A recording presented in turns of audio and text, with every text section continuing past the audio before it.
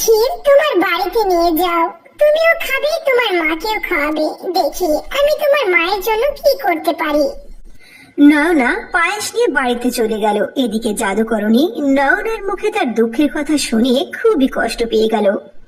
জাদুকরণী তার জাদুর ছুরির সাহায্যে নয়নার মায়ের শরীরের অবস্থা দেখে ফেলল। হায় হায়, এই মেয়েটির মায়ের শরীর দেখছি আসলেই খুব খারাপ, এর জন্য আমাকে কিছু না কিছু করতেই হবে।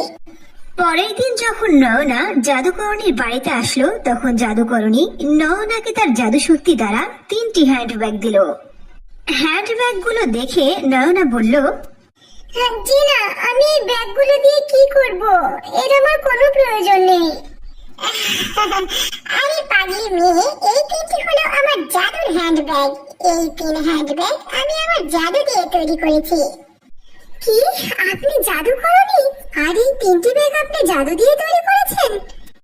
হ্যাঁ না, আমি হলাম জাদুকরণী। তুমি এই 3টি ব্যাগকে তোমার সাথে নিয়ে যাও। এই 3 ব্যাগ তোমাকে সর্বদা সাহায্য করবে।